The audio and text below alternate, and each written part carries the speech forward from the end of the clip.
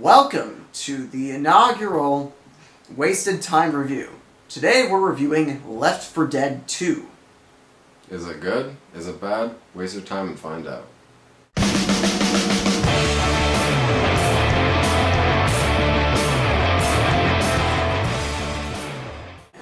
So, Left 4 Dead 2, developed by Valve, is a zombie survival horror first-person shooter. Of course, this being the sequel to the very popular Left 4 Dead 1, some comparisons have to be made. However, we're going to start with just general merits of the game, not compared to Left 4 Dead 1.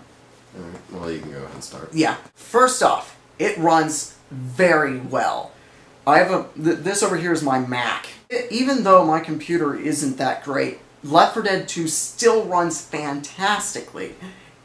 And it looks great.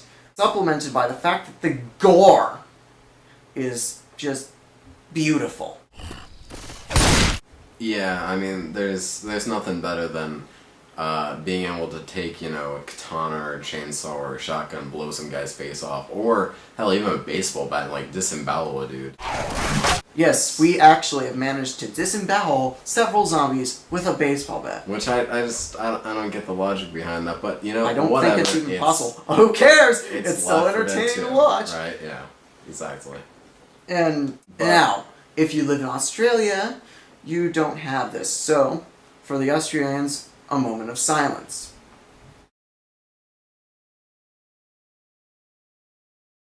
And we're back. Yep. So, the controls just feel great, at least at my end. Jake has one complaint. One complaint, it's not a big complaint because you can fix it in the control settings. When you have a hunting rifle, or sniper rifle, whatever you want to call it, you have to click the scroll button, or mouse through, I think it's called. And for me, that just doesn't work well because I'll usually trying to click it and I'll just scroll forward by accident instead. But I mapped it to something else, so honestly, that being, I can't even really make that a complaint. Left 4 Dead 2 takes full advantage of the fact that it's running on Source. Again, it looks great, it feels great, the physics are fantastic. I mean, they work pretty well. Like in Left 4 Dead 1, you can move objects, like as a tank, you can use the world almost as a weapon yourself, like push a van into a survivor or something like that, It's cool. Also, heads will roll. Anyway, also, the AI director is fantastic. It's probably one of the best things about the game. The AI director because the AI director sets the mood while it deploys zombies, it decides where weapons are, items, and it even sets the lighting, which impressed me because I didn't think something like that could set lighting like that. But it does the dynamic music, which is also a key part of the game. It's huge fan of dynamic music. It's just a great overall package, and the AI director is just a great addition to the game. Yes. Well, for me, when characters are talking to each other, it kind of does feel like a movie because the acting is spot on. It's fantastic. The dialogue is great, and a lot of things that Ellis will say, and actually Nick too, both of them are very funny characters. Well, actually, they all usually say something at least once that's funny. Yeah, I'm saying that, like, they're probably Nick and Ellis more so than the other two. Now, again, since this is the sequel to Left 4 Dead, we have to make comparisons. I do not and did not own Left 4 Dead 1.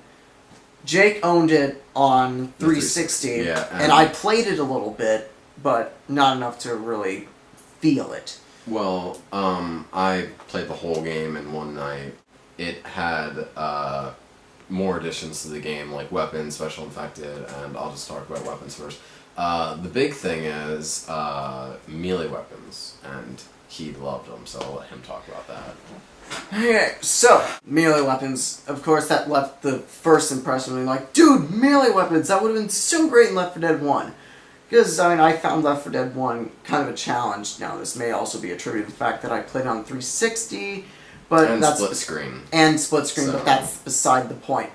Fact of the matter is, the katana just he I loved have it. I have melee gasms. If I over the katana. if I found it, like I would say it, and in a second he would be there and he would be like, Katana! exactly. He was obsessed with it. I was really good with any melee weapon. I didn't care what it was, but in the first Left 4 Dead, I remember talking to people while playing. I was like, I wish I had a fire axe. I got a fire axe,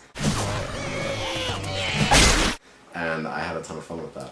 Another addition to the game is the new rifles, like the Spaz 12 or the AK-47, or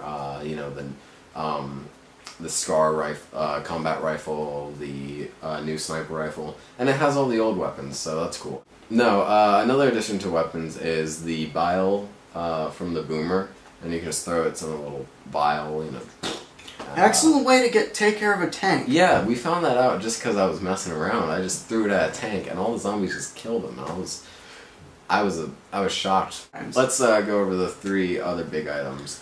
For one, the defibrillator. The defibrillator. Yes. In Left 4 Dead 2, you can bring your allies back to life without having to go find them in a closet. Also, special ammo. You have incendiary ammunition and also explosive ammo. I'm not sure if this is special ammo, but it comes in like a box that's similar. They're laser sights that you can add to any weapon except for melee weapons, of course, because that wouldn't really make much sense. But you can even add a laser sight to a grenade launcher, and it just makes the weapons more accurate. Laser sights here.